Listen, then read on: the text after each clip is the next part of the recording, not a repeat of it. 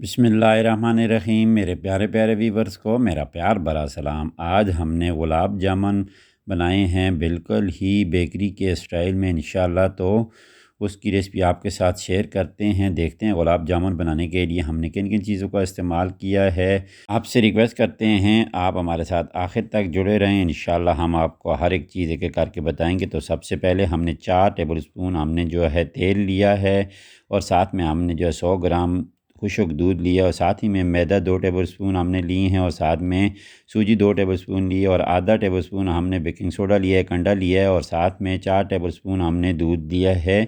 तो एक बर्तन में हमने जो है ये देखें खुशक दूध जो 100 ग्राम हमने लिया था वो डाल दिया, और साथ ही में हमने 2 टेबलस्पून हमने जो सूजी, और 2 टेबलस्पून हमने जो है मैदा, और आधा टीस्पून हमने जो है बेकिंग पाउडर लिया है वो भी हमने इसमें डाल दिया। इनको अच्छे तरीके से हम जो है मिक्स कर लेंगे, और साथ साथ आपके ये चीज़ें शेयर करते जाएंगे। तेल आप इस्तेमाल करें या घी करें या मक्खन भी कर सकते हैं।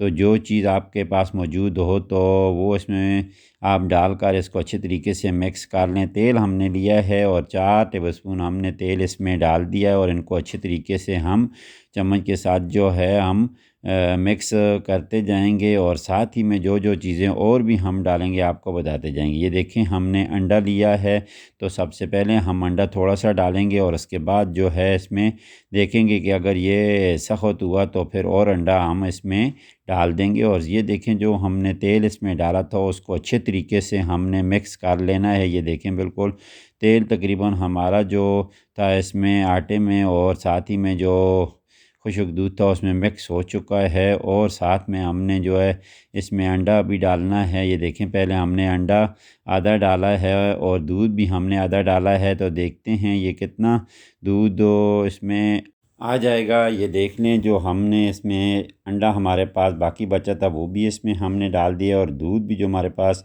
बाकी बचा था वो भी हमने डाल दिया। आटा हमारा ऐसे तैयार हो चुका है माशाल्लाह। बहुत ही नरम आटा रखना है, और उसके बाद ये ख़ुद ब खुद ये थोड़ा थोड़ा सा सख्त हो जाएगा। ये देखें ऐसे हमने गुलाब जामुन जो है बनाने हैं। आज जो गोल नहीं बनाने, दूसरे ही किस्म के हमने बनाने हैं इंशाल्लाह। तो ये भी हमारे तैयार हो चुके हैं।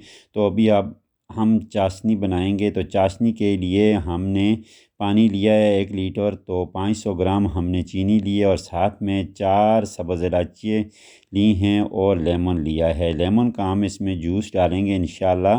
तो ये देखें पानी जो हमारा था वो हमने एक पैन में डाल दिया था पहले ही, और इलायची जो है हमने इसमें डालकर, और साथ ही में हमने चीनी भी इसमें डाल दिए है, और साथ में आपके पास माल्टे के छिलके हों या तो लेमन के छिलके हों, इनका टेस्ट बहुत ज़बरदस्त आता है। और साथ में ये देखें हमने लेमन का थोड़ा सा जूस हमने इसमें डाल दिया है। तो ये देख लें हमारी ये चीज़ें तैयार हो चुकी हैं, और अभी हम जो है इनको आग के ऊपर रख देंगे, और इनको तब तक पकाएंगे जब तक ये जो है गाढ़ा ना हो जाए।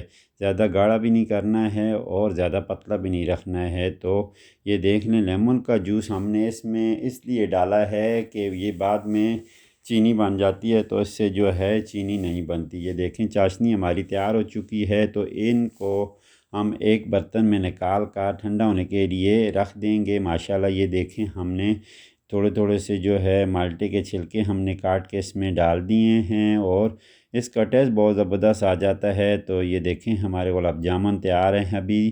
तो अभी हम इनको फ्राई करेंगे इंशाल्लाह। तो एक पैन लिया है उसमें हमने तेल डाल दिया है। तो तेल हमारा थोड़ा थोड़ा सा गर्म हो चुका है। हल्की आंच के ऊपर हमने इनको पकाना है।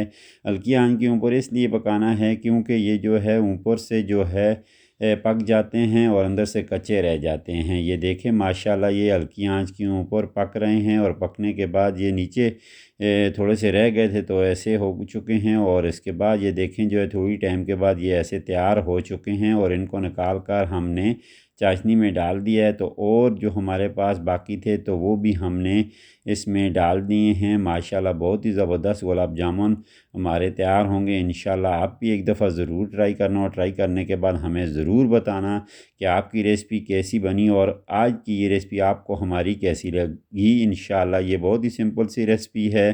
तो आखिर में आपसे रिक्वेस्ट करते हैं, अगर आप हमारे चैनल पर नए हैं तो प्लीज़ हमारे चैनल को सब्सक्राइब कीजिए। आज की वीडियो अच्छी लगे तो वीडियो को लाइक ज़रूर कीजिए और साथ में हमें कमेंट्स करके ज़रूर बताइए कि आज की ये रेसिपी आपको हमारी कैसी लगी। आखिर में हमेशा की तरह अल्लाह ताला से यही दुआ करते हैं कि आप देश में हों परदेश में हों, अल्लाह ताला आपकी हिफाजत करे और अपने हिफ्ज़ व अमान में रखे।